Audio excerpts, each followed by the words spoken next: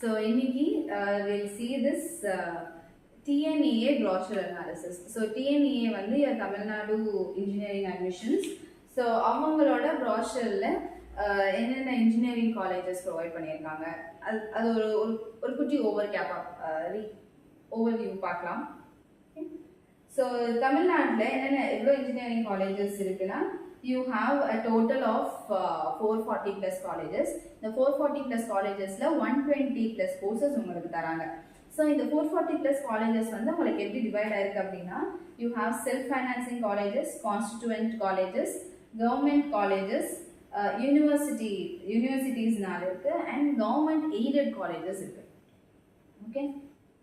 And அதே மாதிரி இந்த 120 courses வந்து நீங்க நாலா டிவைட் பண்ணலாம். It can be divided as math dominant, physics dominant and chemistry dominant and biology dominant courses. The 120 courses you can divide into all these four types.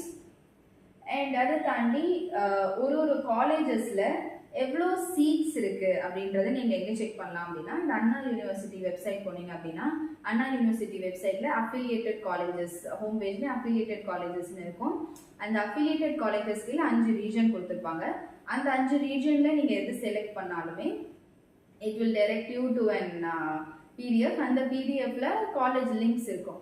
College லிங்கை open பண்ணீங்க அப்படின்னா இட் வில் ஷோ யூ எவ்வளோ colleges எவ்வளோ அந்த காலேஜில் இந்த கோர்ஸுக்கு எவ்வளோ seeds இருக்கு. For example Anna university CG campus எடுத்துருக்கீங்க, அங்கே பயோமெடிக்கல் இன்ஜினியரிங் படிக்க போறீங்க அப்படின்னா அங்கே 60 சீட்ஸ் தான் இருக்கு. ஸோ எப்போ அந்த கோர்ஸ் வந்து எஸ்டாப்ளிஷ் பண்ணாங்க? ஸோ இது 2008 தான் எஸ்டாப்ளிஷ் பண்ணாங்க. அண்ணா யூனிவர்சிட்டியில் சிவில் இன்ஜினியரிங்னா 1859 இருந்து இருக்கு. ஓகே. ஸோ அந்த மாதிரி அந்த கோர்ஸை வந்து எப்போ அந்த யூனிவர்சிட்டிலையோ அந்த காலேஜில் இன்ட்ரடியூஸ் பண்ணாங்க அண்ட் அங்கே எவ்வளோ சீட்ஸ் இருக்குது. இது அண்ணா யூனிவர்சிட்டி எம்ஐடி கேம்பஸ், ஏசிடி கேம்பஸ்னு நிறையா இருக்குது. ஸோ கவர்மெண்ட் எய்டட் காலேஜஸில் என்னென்ன கோர்சஸ் இருக்குது அண்ட் அதில் எவ்வளோ சீட்ஸ் இருக்குது. So for PSG college of technology Coimbatore எடுத்தீங்க அப்படின்னா ஸோ பிஎஸ்ஜி tech.eduல போனீங்க அப்படின்னா இட் வில் ஷோ யூ அந்த கோர்ஸுக்கு எவ்வளோ சீட்ஸ் இருக்குன்றது. இது எல்லாமே எங்கே கிடைக்கும் அப்படின்னா டிஎன்இஏ வந்து இன்ஃபர்மேஷன் அபவுட் காலேஜஸ்னு ஒரு பிடிஎஃப் கொடுத்துருப்பாங்க. ஸோ அந்த பிடிஎஃப்ல எடுத்து பார்த்தீங்க அப்படின்னா அந்தந்த காலேஜஸ் என்னென்ன காலேஜ் இருக்கு அந்த காலேஜ் கோடோட இருக்கும், என்னென்ன கோர்சஸ் இருக்கு அதோட பிரான்ச் கோடோட இருக்கும், அது கீழே அந்த காலேஜில் என்னென்ன கோர்சஸ் இருக்கு அதுக்கு எவ்வளோ சீட்ஸ் இருக்குன்றதை கிளியரா மென்ஷன் பண்ணியிருப்பாங்க. இது வந்து எதுல இருக்கும் அப்படின்னா இந்த டிஎன்ஏ இன்ஃபர்மேஷன் ப்ராஷர்ல இருக்கும். அண்ட் இட் ஷோஸ் யூ எந்தெந்த கேம்பஸ்ல எவ்வளோ சீட்ஸ் இருக்குன்றதுல மட்டும்தான்.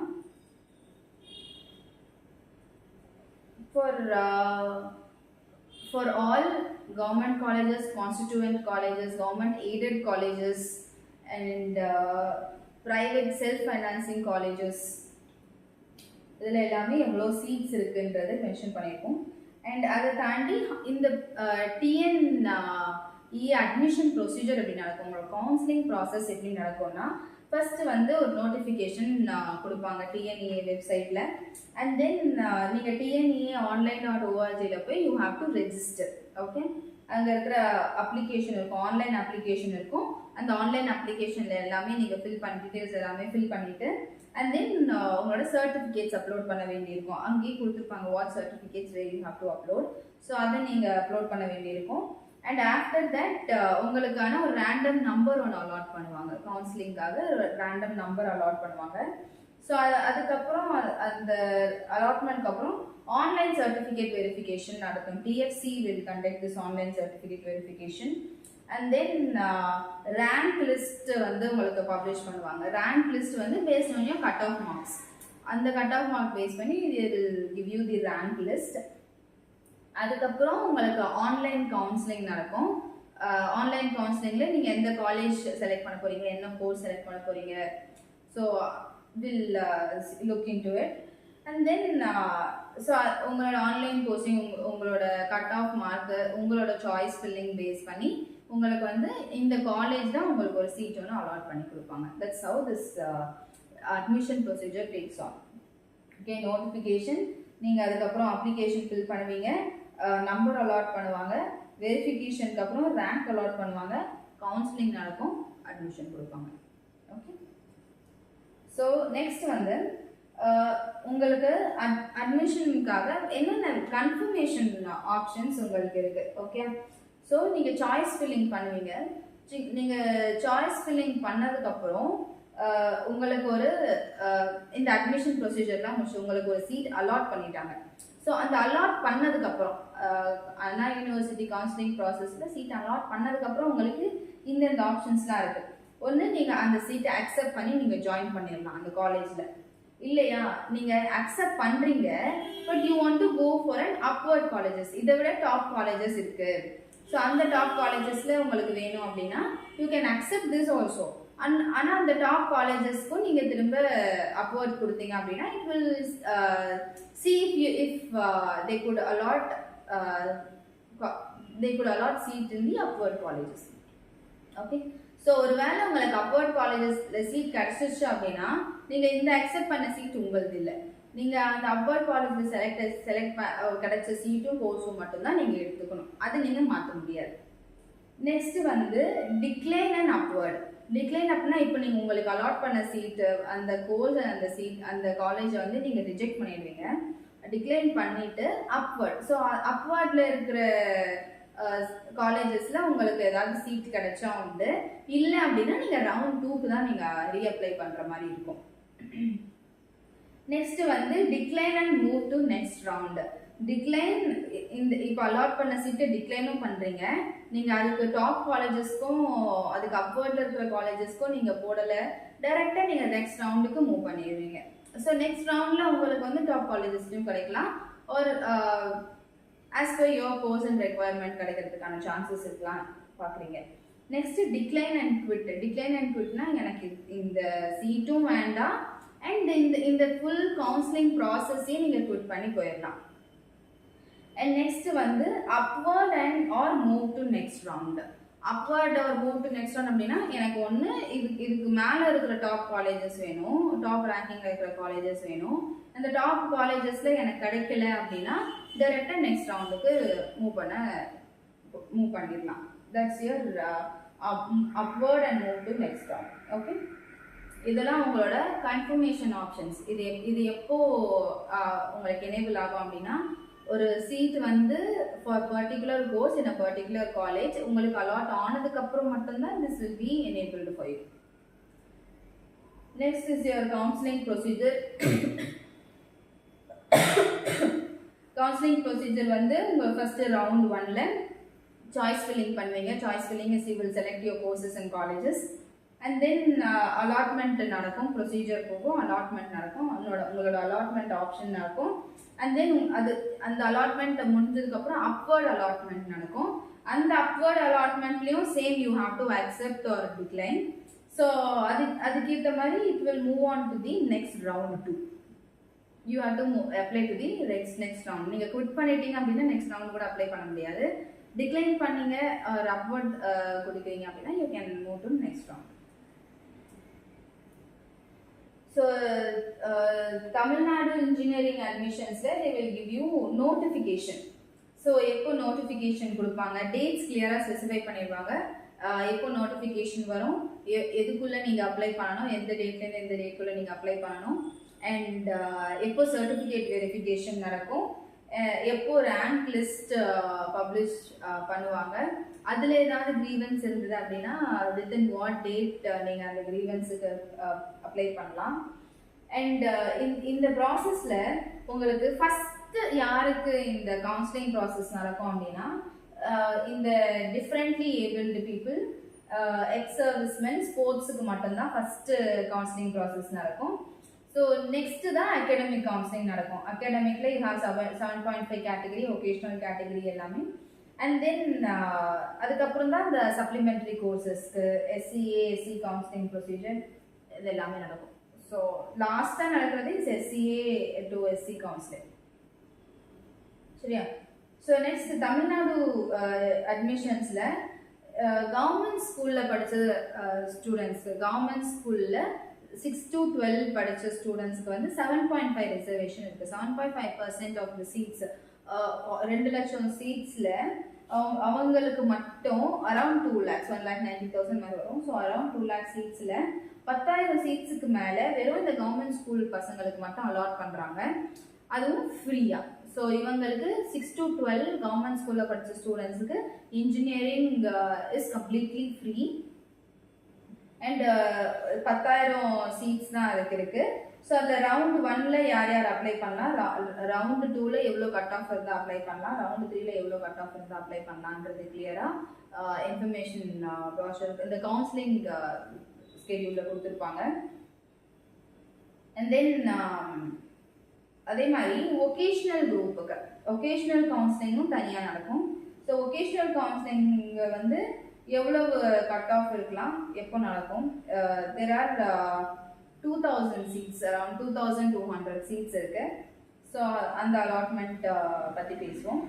அண்ட் தென் ஜென்ரல் கவுன்சிலிங்ல வந்து ரவுண்ட் 1க்கு நீங்கள் எப்போ அப்ளை பண்ண முடியும் அப்படின்னா உங்களோட கட் ஆஃப் வந்து 179 to 200 இருந்தால் மட்டும்தான் ரவுண்ட் 1க்கு நீங்கள் அப்ளை பண்ண முடியும். அண்ட் மேக்ஸிமம் 27,000 சீட்ஸ் கிட்ட இருக்கு. அண்ட் 42 கட் ஆஃப் வந்து 142ல இருந்து 178 இருக்கு அப்படின்னா ஸோ அவங்க ரவுண்ட் 2ல மட்டும்தான் அப்ளை பண்ண முடியும். ஸோ 179 அண்ட் அபவ் இருந்தால் மட்டும்தான் நீங்கள் ரவுண்ட் 1ல அப்ளை பண்ண முடியும். அண்ட் ரவுண்ட் 3ல வந்து பிலோ தட் 77ல இருந்து 141 வரைக்கும் you will apply for round 3. Okay, so first ரவுண்ட்ல யூ ஹாவ் 27,000 சீட்ஸ் சொன்ன மாதிரி, செகண்ட் ரவுண்ட்ல 1 லட்சம் சீட்ஸ், நெக்ஸ்ட் ரவுண்ட்ல 90,000 சீட்ஸ் இருக்கு. நெக்ஸ்ட் என்னென்ன எலிஜிபிலிட்டி இருக்கு. ஸோ ஜென்ரலா எலிஜிபிலிட்டி அப்படின்னா you must meet the conditions on date, நீங்க அதை சப்மிட் பண்ணணும். நேட்டிவிட்டி பேஸ்ட் எலிஜிபிலிட்டி இருக்கு, நீங்க இந்தியன் ஆரிஜினா இருக்கீங்க அப்படின்னா. அண்ட் எந்த எஜுகேஷன் குவாலிஃபிகேஷன் இருந்தால் நீங்கள் இன்ஜினியரிங் அப்ளை பண்ணுவீங்க. For vocational stream special rules, marine இன்ஜினியரிங்க்கு என்ன ரூல்ஸ் இருக்கு, மைனிங்க்கு என்ன ரூல்ஸ் இருக்கு. ஸோ மைனிங்லாம் எப்படி அப்படின்னா ஒரு ஃபீமேல் ஸ்டூடெண்ட் எடுக்கிறாங்க அப்படின்னா they can work above the ground, under the ground இல்லை, they can work above the ground from 6 AM to 7 PM only. So mining ஆக்ட்லேயே அதுக்கு ஸ்பெசிஃபை பண்ணியிருக்காங்க. ஸோ என்னென்ன டாக்குமெண்ட்ஸ் உங்களுக்கு தேவைப்படும் கவுன்சிலிங் ப்ராசஸ்க்கு அப்படின்னா you need your 10th mark sheet, 11th 12th mark sheet, transfer certificate வேணும். And government school ஸ்டூடெண்ட்ஸ்க்கு they have the 7.5 reservation. And community certificate தேவைப்படும், நேட்டிவிட்டி சர்டிஃபிகேட் தேவைப்படும். நேட்டிவிட்டினா தமிழ்நாடு இல்லாமல் தமிழ் ஆரிஜின் இருக்கு உங்களுக்கு, ஸ்ரீலங்காலேருந்து படிக்கிறாங்க அந்த மாதிரி, ஸ்ரீலங்காலேருந்து வந்து படிக்கிறாங்க, you need this nativity certificate. Income certificates, family income certificate. And நீங்கள் உங்கள் ஃபேமிலியில் ஃபர்ஸ்ட் கிராஜுவேட்டாக இருக்கீங்க அப்படின்னா அதுக்கும் you need a certificate. And Sri Lankan Tamil ரெஃப்யூஜிக்கு you need a special certificate. And special reservations ஏதாவது இருக்குது, எக்ஸ் சர்வீஸ்மென், டிஃப்ரெண்ட்லி ஏபிள்டு அந்த மாதிரிலாம் இருக்காங்க அப்படின்னா அவங்களுக்கு சர்டிஃபிகேட்ஸ் தேவைப்படும். அண்ட் ரிசர்வேஷன், இப்போது உங்களோட சீட்ஸ் இந்த டிஎன்இஏ கவுன்சிலிங் சீட்ஸில் அந்த 2 லட்சம் சீட்ஸ் வந்து எப்படி வந்து உங்களுக்கு ஸ்ப்ளிட் ஆகுது. 31% தான் ஓப்பன் காம்படிஷன், யார் வேணால் அப்ளை பண்ணலாம். அண்ட் 26% வந்து பேக்வேர்ட் கிளாஸஸ் இருக்கு. அண்ட் 3% வந்து பேக்வேர்ட் கிளாஸில் முஸ்லீம்ஸுக்கு தராங்க. அண்ட் 20% ஆஃப் த சீட்ஸ் வந்து அதே பேக்வேர்ட் கிளாஸில் ஒரு சில டிஃபைன் கம்யூனிட்டிஸ்க்கு மட்டும். அண்ட் 15% ஆஃப் த சீட்ஸ் வந்து ஸ்கெடியூல்டு காஸ்ட்டுக்கு. அண்ட் 3% வந்து ஸ்கெடியூல்டு காஸ்ட் அருந்ததியர்ஸ். அண்ட் 1% வந்து ஸ்கெடியூல்டு ட்ரைப்ஸ். ஸோ ஓவரால் இருக்கிறவங்க டிஎன்இஏ கவுன்சிலிங் சீட்ஸ் வந்து இப்படி தான் டிவைட் ஆகி வரும். And then fees structure, engineering காலேஜில் ஃபீஸ் ஸ்ட்ரக்சர் அப்ராக்சிமேட்டாக எவ்வளோ இருக்கும்னு பார்த்தீங்கன்னா, இப்போ நீங்கள் யூனிவர்சிட்டி காலேஜஸில் ஜாயின் பண்ணுறீங்க. ஸோ உங்களோட ஃபீஸ் ஸ்ட்ரக்சர் அப்படின்னா you have this tuition fees தாண்டி உங்களுக்கு லேப் ஃபீ, எக்ஸாம் ஃபீஸ் இருக்கும், டிரான்ஸ்போர்ட்டேஷன், இந்த மாதிரி அதர் ஃபீஸ் எல்லாமே இருக்கும். ஸோ ஒரு காலேஜில் இப்போ யூனிவர்சிட்டி காலேஜில் படிக்கிறீங்க அப்படின்னா டியூஷன் ஃபீஸ் வந்து உங்களுக்கு 13,000 to 15,000 to 30,000 தான் வரும். ஸோ அதை தாண்டி உங்களோட மற்ற ஃபீஸ் எல்லாம் சேர்த்து ஓவரால் ஃபீஸ் வந்து it will not go more than 1 lakh. யூனிவர்சிட்டியில் படிக்கிறீங்க அப்படின்னா ஒரு வருஷத்துக்கு 60,000 to 1 lakh குள்ள ஒரு வருஷத்துக்கு முடிஞ்சிடும். அதுவே கவர்மெண்ட் இன்ஜினியரிங் காலேஜில் படிக்கிறீங்க அப்படின்னா டியூஷன் ஃபீஸ் வந்து லைக் 10,000 to 15,000 தான் இருக்கும். ஸோ ஒரு வேளை நீங்கள் ஹாஸ்டல் எல்லாம் எடுக்கிறீங்க அப்படின்னா உங்களுக்கு அதிகமாகும். ஹாஸ்டல் ஃபீஸ் தான் இங்கே அதிகமாக உங்களுக்கு காலேஜஸில் காட்டுது. ஸோ இல்லை அப்படின்னா உங்களுக்கு வெரி கம்மி அமௌண்ட்லேயே முடிஞ்சிடும் ஹாஸ்டல் ஃபீஸ் எல்லாம். So including all fees government engineering காலேஜில் ஒரு வருஷத்துக்கு 45,000 to 75,000 முடிஞ்சிடும். இல்லை உங்களுக்கு வெறும் இந்த tuition fees and exam fees மட்டும் தான் இருக்குது அப்படின்னா உங்களுக்கு 20,000 per year to 30,000 per yearலேயே முடிஞ்சிடும். ஓகே, நெக்ஸ்ட் வந்து கவர்மெண்ட் எய்டட் காலேஜஸ்ல. Government aided colleges is quite on the higher side compared to government colleges. So government aided காலேஜஸ்ல உங்களுக்கு 25,000 to 50,000 டியூஷன் ஃபீஸ் மட்டுமே இருக்கும். மற்ற ஃபீஸ் எல்லாம் சேர்த்தீங்க அப்படின்னா 65,000 to 1,50,000 almost equivalent to your university. அதுக்கு ஈக்குவலண்ட்டாக உங்களுக்கு ஃபீஸ் ஸ்ட்ரக்சர் இருக்கு. And self financing colleges, private காலேஜஸ்ல வந்து எப்படின்னா டியூஷன் ஃபீஸ் மட்டுமே உங்களுக்கு வந்து 2,50,000 வரைக்கும் போகும். ஸோ அதை தாண்டி மற்ற ஃபீஸ் எல்லாம் சேர்த்து உங்களுக்கு ஒரு வருஷத்துக்கு 4 லட்சம் ரூபாய் வரைக்கும் போகிறதுக்கான சான்ஸ் இருக்குது. அதை விட ஹையராக போகிறதுக்கும் இருக்குது. பட் அப்ராக்சிமேட்டாக நான் சொல்கிறேன், ஓவரால் ஆவரேஜாக பார்த்தீங்கன்னா per இயருக்கு ப்ரைவேட் காலேஜஸில் 1,10,000 3,75,000 4 lakhs வரைக்கும் உங்களுக்கு இருக்குது. ஓகே, ஸோ இதை தாண்டி உங்களுக்கு என்னென்ன ஃபீஸ் வரும் அப்படின்னா hostel fees obviously and transportation fees இருக்கும் if you are opting for the transportation in that college. Next lab and material fees, உங்களோட கோர்ஸுக்கு ஏற்ற மாதிரி உங்களோட நீங்கள் என்ன லேப் மெட்டீரியல்ஸ் யூஸ் பண்ணுறீங்க அதுக்கேற்ற மாதிரி அது சேஞ்ச் ஆகும்.